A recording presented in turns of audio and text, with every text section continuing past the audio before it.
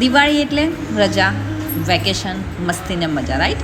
પણ આવું ખાલી આપણે જ્યાં સુધી નાના હતા ત્યાં સુધી જ મમ્મી પપ્પાના ઘરે હતા ત્યાં સુધી રિયાલિટી હવે બધી અલગ જ છે. કામ પર જવું જ પડશે એવું થઈ ગયું છે. તો હું સવારના ઉઠીને નીકળી પડી મારા કેફે માટે.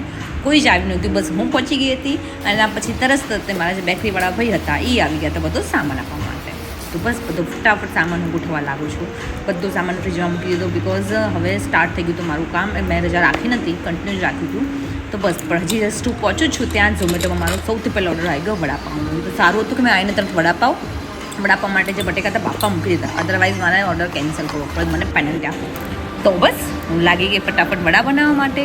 એક સાઈડ વડા તળવા મૂક્યા અને બીજી બાજુ મેં સ્ટાર્ટ કરી દીધું પાવને શેકવાનું.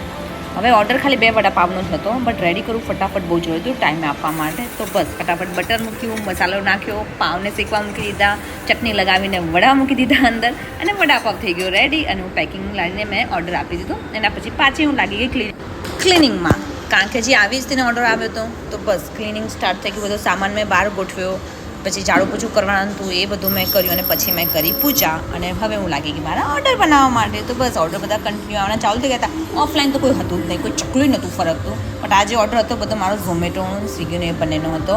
સો મોમોઝ રેડી થઈ ગયા. તો બસ આ રીતે મારા ઓર્ડર ચાલુ છે અને મારો દિવસ થઈ ગયો સ્ટાર્ટ. તો હવે આપણે મળશું નવા દિવસના નવા બ્લોગમાં. અગર તમને મારો વિડીયો સારો લાગ્યો હોય તો મારી ચેનલને લાઇક અને સબસ્ક્રાઈબ કરવાનું ના ભૂલતા. Bye bye everyone.